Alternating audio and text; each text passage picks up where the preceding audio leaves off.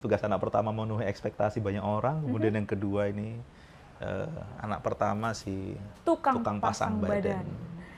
Buat kalian yang sedang pasang badan di keluarga, Iya. ya nggak apa-apa, lanjutin aja.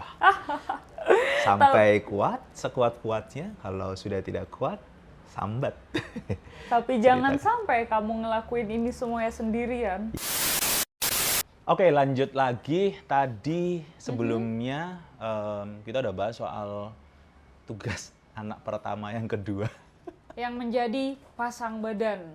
Si tukang pasang Si badan. tukang gitu pasang kan. badan. Si Nah, tukang sekarang pasang apa lagi nih? Si tukang pasang pintu sekarang. Waduh. Iya kan? Nah, bisa minta tolong pasangin pintu nggak? Gitu. Bisa. Itu berarti anak pertama ya? Nah, bisa tolong pasangin Pasangin apa? internet nggak? Si tukang pasang apa bener? Kafe-kafe dipasang nih ngomong. Si tukang pasang internet. Pasangin keran nggak gitu kan? Si tukang pasang internet nanti kalau ada endorsement di sini. Ada deh. Si tukang pasang internet. Iya. IndiHome. Oh, yang lain. Oke, ini yang ketiga. Anak pertama yang jadi apa nih? Anak pertama, aku baca juga sih dari cerita Kotak Sambat teman-teman di Kotak Sambat ya. Oke. Ada satu cerita yang menarik juga. Kalau ini bisa aku simpulkan, si anak pertama ini jadi si tukang penyambung lidah orang tua. Oke. Wah, Apa tuh? Jadi menarik gimana kan? ceritanya? Menarik kan?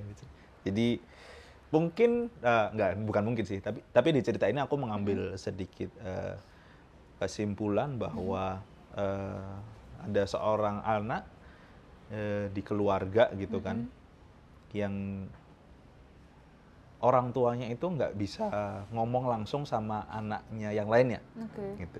Ke Jadi adik-adiknya. ke adik-adik ya, misalnya kamu anak pertama gitu Iya. kan, kamu punya adik-adik gitu. Iya. Terus habis itu, nah orang tuamu itu nggak bisa ngomong nih sama Iya. si anak yang kedua, adikmu yang kedua, adik yang ketiga gitu. Sehingga dia menggunakanmu Iya. sebagai penyambung lidah orang tua, penyambung harapan orang tua ke adik-adik gitu kan.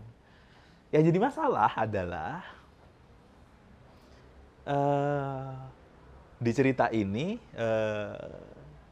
apa yang disampaikan orang tua ke kamu itu, dan ketika kamu sampaikan ke adik itu disalahartikan dengan disalahartikan oleh si adikmu itu. Gitu. Jadi kayak pesannya itu kayak nggak nyampe gitu loh. Atau kayak dianggap bosi gitu ya kakak? Iya, ya. Bisa seperti itu. Jadi apa namanya, si adik ini merasa bahwa kok kamu tuh malah yang kayak ngatur-ngatur aku dan segala macamnya kayak gitu-gitu. Jadi mungkin cara komunikasinya aja yang jadi problem di sana. Kemudian sampai pada titik si adik ini dia ya nggak suka digituin gitu kan. Kemudian dia merasa di sini aku tulis, dia tuh ngerasa bahwa kakaknya ini terlalu mendominasi di rumah. Kemudian dia juga ngerasa ketika dia menyampaikan pendapat ke orang tua gitu nggak pernah didengarkan gitu. Dan dia menganggap bahwa karena kakaknya ini yang terlalu mendominasi, kemudian sudah kerja, punya pendapatan dan segala macamnya gitu, orang tuanya hanya mendengarkan pendapat si kakaknya ini gitu kan. Mungkin itu juga bisa jadi salah satu faktor ketika orang tua akhirnya memutuskan si anak pertama ini untuk menjadi penyambung lidah ke si adiknya ini. Tapi adiknya juga ngelihatnya lain. Orang tuanya pengennya A ke B, tapi adiknya ngelihatnya B. Pokoknya ngelihatnya beda lah di antara dua orang itu. Sementara orang tuanya itu memang orang yang nggak bisa ngomong langsung ke anaknya yang kedua ini, karena dia tipe orang tua konvensional yang nggak ngerti gimana anak-anak muda sekarang berinteraksi, berkomunikasi gitu-gitu. Akhirnya dia menggunakan anak pertama untuk menjadi penyambung lidahnya gitu. Tapi aku juga nggak nyangka di cerita ini itu bisa sampai menjadi konflik kayak gitu. Menjadi konflik internal mereka, konflik di dalam keluarga mereka, bahwa pesan yang disampaikan itu ternyata nggak nyampe gitu. Dan si kakak merasa dia kok aku kayaknya nggak works ya, kok kayak nggak dihargai sama adik gitu, malah jadi kemana-mana gitu kan. Ada yang pernah mengalami hal kayak gitu, banyak juga. Tapi ya beda-beda sih kapasitas problemnya di keluarga. Menurutmu ketika orang tua menggunakan anak pertama untuk menjadi penyambung lidah, soal harapan orang tua terhadap anak keduanya, ketiganya itu bukan secara aturan sih ya. Oke nggak sih? Ketika kita tadi dapat cerita dari seorang anak perempuan, so why we don't focus on gimana perasaan dia sebagai anak pertama perempuannya. Kalau kita bayangin kita ada di posisi itu, atau mungkin kita sekarang ada di posisi itu, rasanya capek banget nggak sih? Harus mendapatkan tuntutan dari orang tua untuk menyampaikan pesan, padahal adik kita juga punya tuntutan bagi kita untuk menjadi kakak yang ngertiin dia, kakak yang nggak nyuruh-nyuruh dia. Padahal orang tua nih pengen banget nih kita menyampaikan apa yang mereka pengen ke adik kita gitu. Capek. Tuntutan dari atas, tuntutan dari bawah. Itu yang tadi kita sempat jokes ya. Jadi kayak atas bawah ternyata ada itu. Malah kegencet gitu kan. Ya. Dan wajar aja ketika dia merasa ketika gagal menyampaikan itu kepada adiknya, dia juga akhirnya merasa bahwa perannya sebagai kakak itu gagal, dan perannya sebagai anak itu juga gagal. Karena dia nggak bisa nyampein itu. Nggak bisa memenuhi semua keinginan orang di atas dan di bawahnya gitu. Dan ya? itu stresnya luar biasa loh. Mungkin kalau kita gagal dalam satu peran, ya wes apa-apa, kan aku masih keren di sini. Iya. Tapi itu dua-duanya gitu kan. Sebagai kakak dan sebagai anak gitu. Walaupun mungkin bisa kita bayangin seberapa dia berjuang jadi negosiator, itu luar biasa. Karena apa yang diomongin dari orang tua mungkin akan terdengar salah di adik kita, sehingga mau gak mau kita harus mikir gimana caranya ngomong yang bisa diterima. Ternyata nggak diterima juga. Aduh. Tapi terus adiknya juga merasa, aku tuh nggak pengen digituin kok, aku tuh nggak pengen kayak gitu ya. Diatur mulu. Malah tambah nesu adiknya gitu kan. Iya kan, negosiator itu berat. Tapi menurut aku yang membuat kakak ini mudah berperan jadi negosiator adalah ketika orang tua itu juga berperan untuk mengungkapkan itu kepada adiknya. Jadi adiknya tuh nggak berharap kalau ini tuh aturan dari kakakku, tapi kakakku hanya menyampaikan ulang dari aturan yang diberikan oleh orang tua ke aku gitu. Tapi kok orang ngomong langsung gitu kan, sebagai adik gitu. Iya. Nah ngopo kok orang ngomong langsung nih aku kok malah nyuruh-nyuruh kakak gitu kan. Tapi atau mungkin orang tua takut anaknya marah gitu, bisa juga gitu kan. Tapi kalau orang tua, berarti dia nggak bisa ngontrol anaknya dong. Nggak tahu ding. Tapi ya adik juga yang kayak gitu kan. Maksudnya ada orang tua yang merasa dia sudah berulang kali ngomong dengan si anaknya yang keberapa gitu ya, misalnya yang kedua atau yang ketiga gitu kan, tapi nggak pernah didengerin gitu kan. Bisa jadi ya cara penyampaiannya salah, atau bisa jadi ada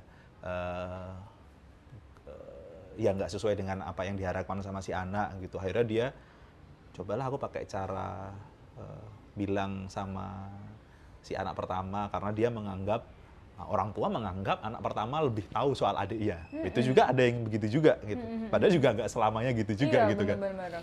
Dia mungkin orang tua cuma cari aman gitu, biar yaudah deh, biar aku coba cara lain, biar aku nggak berhubungan langsung dengan anakku. Aku coba pakai anak pertama untuk bilang soal apa yang kuinginkan lewat dia. Tapi ternyata ya bener kamu bilang tadi, malah jadi kasihan si anak pertama ini, dia bebannya malah jadi double gitu kan. Kalau itu nggak works gitu kan. Kalau works, wah aku berarti negosiator hebat gitu kan.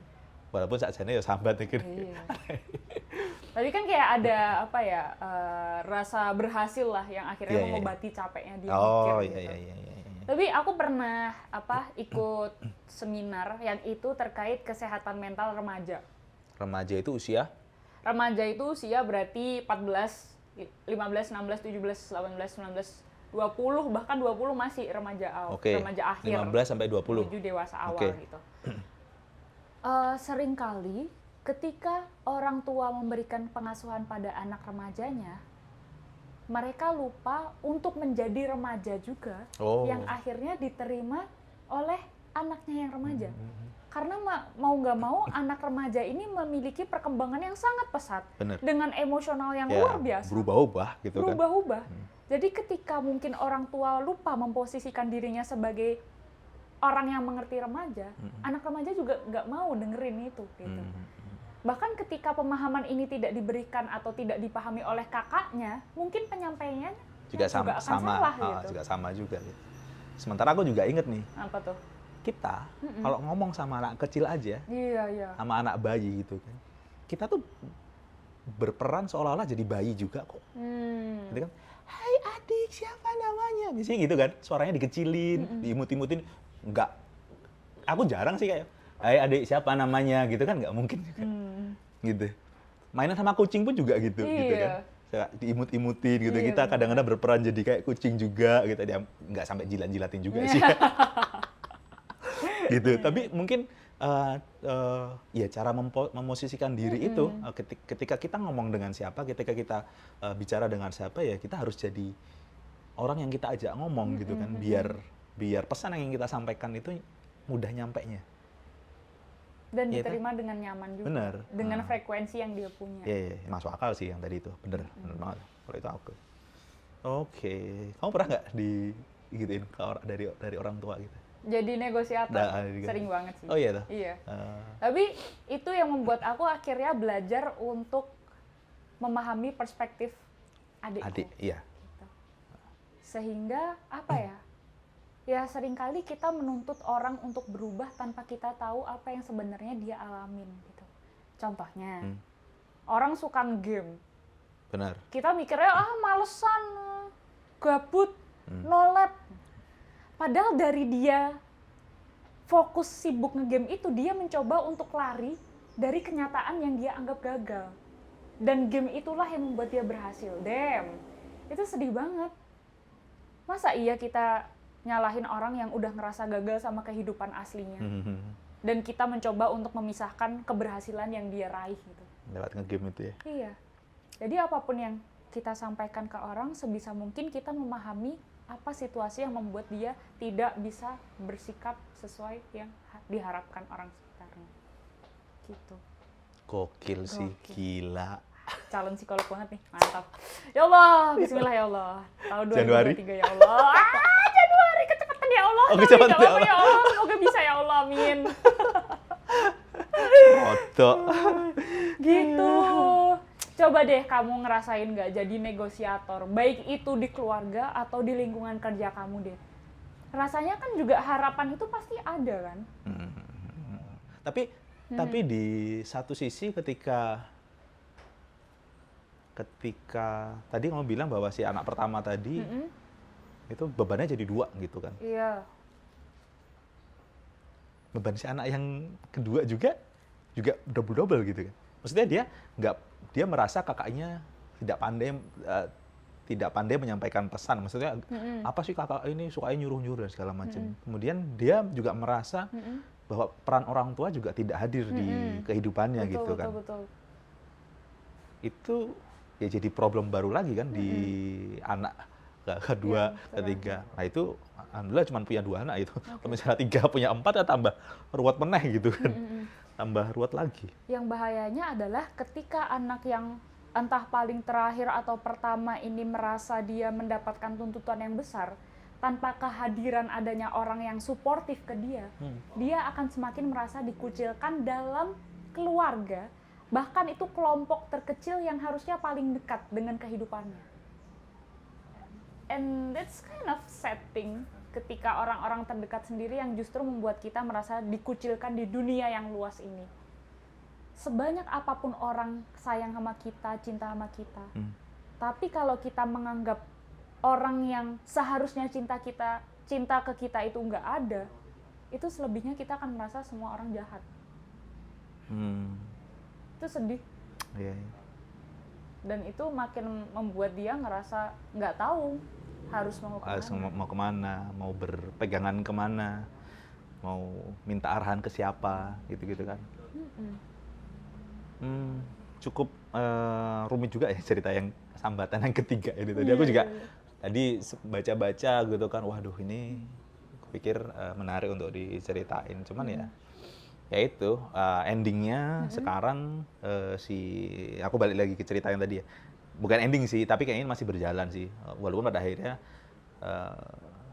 si kakak ini memutuskan untuk membuat batasan, kemudian berpisah dari keluarganya dengan ngekos gitu kan, nggak minggat ya, maksudnya hidup sendiri gitu di kos gitu kan. Aku nggak tahu maksudnya apa, ya mungkin dia ingin membuat batasan dengan adiknya, dan di satu sisi juga dia mungkin juga pengen mendekatkan antara orang tua dengan si anaknya terakhir itu, anak yang kedua itu gitu kan. Bisa jadi begitu, karena mereka masih tinggal satu rumah, mau nggak mau siapa lagi yang diajak komunikasi gitu kan. Kalaupun ini adalah cara dia untuk mendekatkan si anak dengan orang tua, kepikir keren sih. Ya semoga caranya berhasil. Gitu. Cukup rumit juga ya si anak-anak pertama ini. Tapi gini, tadi aku baca banyak cerita gitu kan. Dari kotak sambat gitu kan. Anak pertama itu ada yang perempuan, ada yang laki-laki juga. Oke, tentu. Karena kan cuma ada dua ya. Ada, iya benar. Kecuali kalau kita pakai teori yang lain tuh. Iya. Anak laki-laki yang jadi perempuan. Wah. Anak perempuan yang jadi laki-laki. Wah. Atau jadi anak laki-laki yang dulunya perempuan. Wah. Beda lagi tuh bahasannya lagi. Itu lain lagi bahasannya. Oke. Anak pertama itu kan ada yang laki-laki dan ada yang perempuan. Betul, karena ada dua doang. Ada dua. Ada bedanya nggak sih? Anak pertama perempuan dan anak pertama laki-laki dalam apa dulu nih? Ngelihat dia memiliki tanggung jawab terhadap apa yang harus dia tanggung di keluarganya kah, atau adik-adiknya, atau ada bedanya nggak sih soal pandangan orang lain gitu kan terhadap terhadap si anak pertama ini, misalnya dari adiknya atau dari apa tetangganya atau dari budenya atau dari siapanya, karena dia anak perempuan yang dia anak perempuan yang pertama, maka dia harus bisa ini ya. Karena dia adalah anak laki-laki yang pertama, makanya dia harus mampu menguasai ini dan segala macamnya, termasuk tuntutan dan segala macamnya. Kamu bisa ngelihat ada perbedaannya nggak sih di antara dua itu? Apakah memang ada perbedaannya sendiri antara anak laki-laki yang pertama sama anak perempuan yang pertama? Sebelum menjawab itu, aku pengen tanya ke kamu dulu. Aku pengen jawab. Laki-laki dan perempuan ini, kamu melihat mereka memiliki fungsi berbeda nggak dalam keluarga? Baik itu kalau kita ngelihat mungkin antara bapak sama ibu. Karena aku belum menikah gitu kan. Terus abis itu adik-adikku juga ada yang menikah gitu, adik sepupuku dan segala macam. Ya ketika aku juga pasti kapan nikah gitu ya, pertanyaan-pertanyaan basic boomer gitulah ya. Basic tapi kayak kesel banget sih. Iya. Basic question.